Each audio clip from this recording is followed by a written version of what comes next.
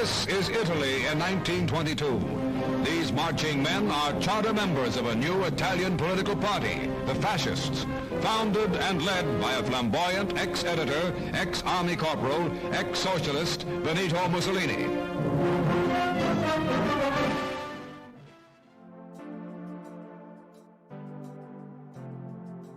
Fascism is a magic word. It's a word which has proven to be almost uniquely undefinable to society at large, including among the college-educated. Despite the ignorance surrounding the term and the ideology it represents, the word fascism has proven to have tremendous rhetorical usage on all sides, to where both progressive leftists and center-right political parties have been decried as irredeemably fascist by their opponents. Political YouTube personalities, journalists, and commentators will casually use this term fascism, and in a rather opaque manner. It's easy to see parallels between Trump's words and those of the most reviled fascists in history. That scares me, and it should scare you too. Based on how they use this word, it seems to denote any sort of authoritarian right-wing regime which is opposed to the radical left, while perhaps simultaneously being skeptical of global finance.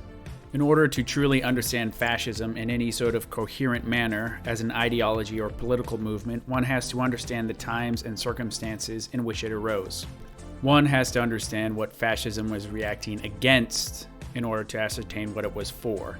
That requires broadly understanding the state of Italy in the post-World War I era, who Benito Mussolini was, and how he fit into the times.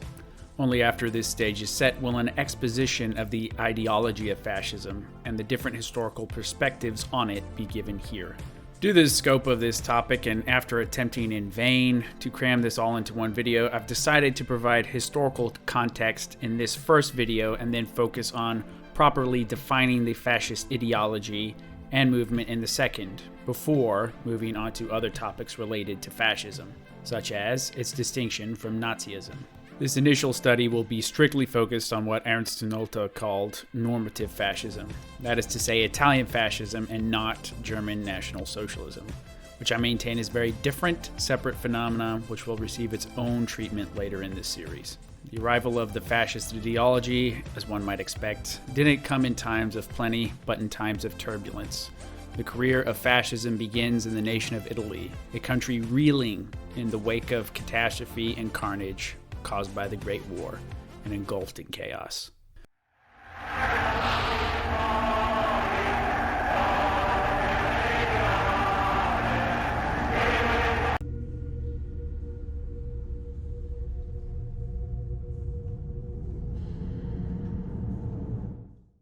Comparatively speaking, Italy was a fairly new country, becoming largely unified in the year 1861, before absorbing the Papal States in 1870. This makes the country, as it existed in 1914, prior to the Great War, less than 50 years old. Through decades of conflict with foreign powers, revolution, counter-revolution, and armed struggle between the various Italian states, Italy became a unified country under the parliamentary constitutional monarchy of Victor Emmanuel II. The unification of Italy into a single nation-state was cause for some controversy at the time within the country, with regional differences and tensions still persisting to this day. At the start of World War I, Italy was in a technical alliance with the Central Powers, yet remained neutral. Germany sided its treaty with Italy in an attempt to have them engage in the war on their side, but Italy stated that the treaty existed for defensive purposes, using Austria-Hungary's invasion of Serbia as a reason not to join with the Central Powers. What followed was essentially a bidding war between the Allies and Central Powers, with Italy ultimately taking the Allies' side, under the agreement that they'd be able to take the lands in the northern Adriatic coast and Dalmatia come victory. In the settlement following the Great War, they are granted some of the lands they had been promised, but not all after the conflict had ended, largely due to American diplomatic intervention. Naturally, this agitated the Italian government, and particularly the nationalist element within Italy. And despite the minor territory gains Italy had made, the country had paid a massive price in both blood and treasure. By the end of the war, some 700,000 Italians had lost their lives, and the government had accrued a massive, crippling debt. Inflation was skyrocketing, with the Italian lira valued at 1/6 of its 1913 value in 1920, with savings quickly becoming worthless. Rent collections were in free fall, and industries that had geared up for the wartime succumbed in a spate of bankruptcies. Unemployment rose to some 2 million people as masses of demobilized troops returned home to a shattered economy, desperate to find work. Added to this was mass social unrest. Groups of peasants and farm laborers, often organized by trade unionists, invaded and seized land, particularly in the South, with agricultural laborers going on strike during the harvest season. In the middle of this chaotic recession, trade unions pressed for ever higher wages, and both private and public sector strikes became routine. This resulted in the utter paralysis of the rail system, the postal network, and telegraph services. And in the summer of 1919, mass looting began to sweep across Italy, particularly in the north, and prices plummeted 50% across the country. In 1919, the socialist deputies in the Italian parliament walked out in protest at the presence of King Victor Emmanuel III. Upon leaving parliament, the socialist deputies were set upon by nationalists, and a spate of general strikes across the country soon followed. In April 1920, the entire Piedmont region erupted into a state of general strike, with work being blocked across the area. Following this, socialist and trade union members met in Milan to decide whether or not they should actively pursue open rebellion against the state, with the members ultimately deciding against it. June 20th, 1920 saw the eruption of mutinies, riots, and general strikes, which threatened to explode into full armed insurrection.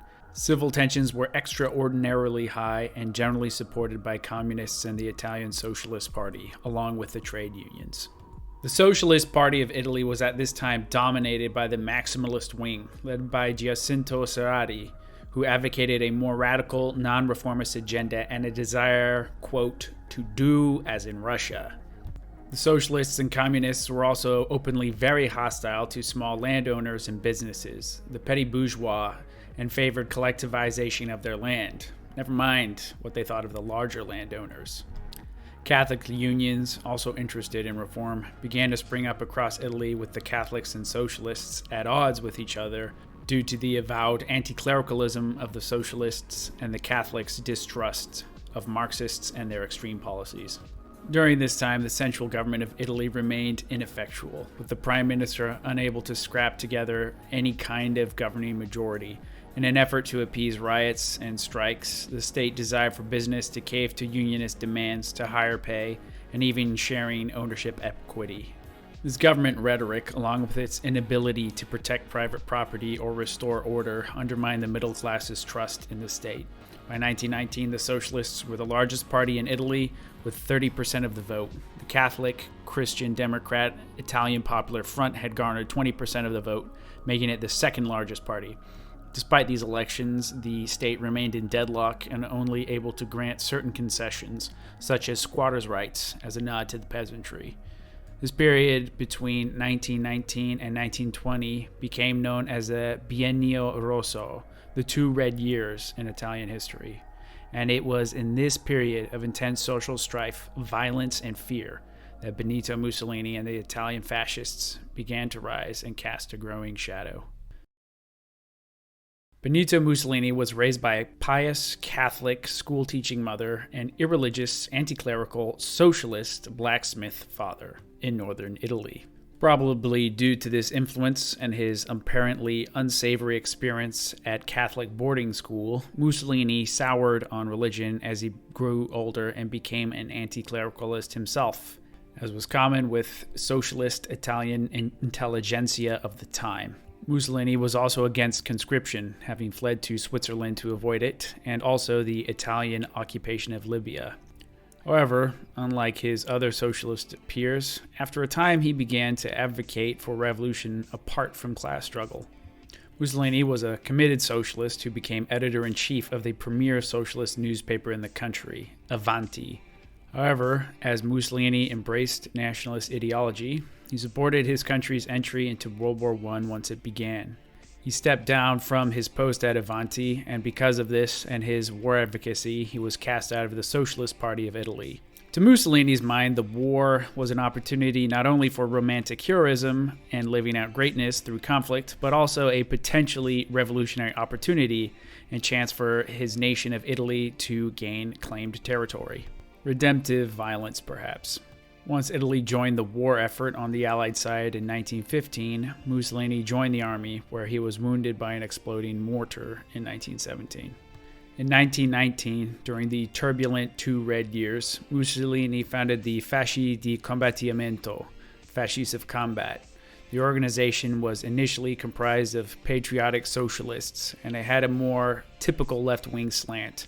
However, it was explicitly nationalist and founded partially because of the chaos that engulfed the country, and partially because of the betrayal during the Treaty of Versailles, where lands of Dalmatia and Fiume had been promised and then denied to Italy. The organization soon developed a paramilitary wing, joined forces with the Arditi, veteran Italian commandos, who would eventually become the Squadrismo, a fascist militia group at odds with socialists, communists, and anarchists. Added to this Squadrismo was a contingent of farmers and members of the middle class who were threatened by the socialist uprisings and rhetoric across the country. Then, in an act of poetic irony, the fascists chose the newspaper headquarters of Avanti in Milan as their first target, the socialist newspaper Mussolini had once upon a time worked for, and burnt it to the ground. This was a clear symbolic message that Mussolini, while once a socialist, had moved beyond socialism and now considered them to be his chief enemy. Mussolini began recognizing the failures of more left-wing prescriptions and began moving himself and his organization away from their socialist origins before attempting to garner further influence through electoral politics. 1921 marked the founding of Mussolini's National Fascist Party. While attempting to enter the parliamentary system, the fascists were simultaneously and somewhat ridiculously open champions of its destruction. Around this time, Mussolini also abandoned his previous anti-clericalism and public denunciations of monarchy, which helped further popularize the movement. Support for the fascist regime grew in 1921, with army officers beginning to join in force and bringing with them vehicles and equipment, which helped provide steel to the fascists' counter-revolutionary action against the socialist, anarchist, and communist elements they encountered. Prime Minister Giovanni Giolitti was at the helm of an increasingly unstable government and volatile country, facing continued parliamentary gridlock and a growing, dangerous socialist opposition. In 1921, the Prime Minister decided to add the fascists to the election list and hopefully use them in coalition against the far left, on the gamble that they drop their anti-proletarian position and other radical stances.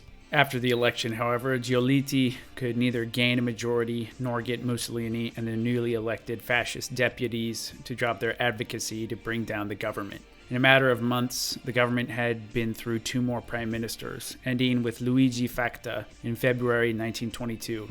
The state remained in gridlock and social chaos persisted. Anarchists, communists, and socialists planned yet more crippling general strikes across the country while continually crashing with the increasingly popular armed and organized fascists. And then, between October 27th to 29th, 1922, the fascist paramilitaries took strategic points along the Po River, and a large armed detachment took position outside of Rome itself. Luigi Facta, who continued to hold power as acting prime minister, wished to declare a state of siege, but King Victor Emmanuel III vetoed this motion and refused to sign the order. On that day, to the cries of the crowd, King Victor Emmanuel III gave the title of Prime Minister to Mussolini and handed over power to the new fascist regime. For a time, Mussolini rolled as de jure Prime Minister, consolidating power, until overtly installing a fascist dictatorship shortly after the June 10th, 1924 assassination of prominent Italian socialist politician Giacomo Matteotti. The fascists were unquestionably in charge, but how would they distinguish themselves from the previous order? What was the essential character of fascism and its new ideology?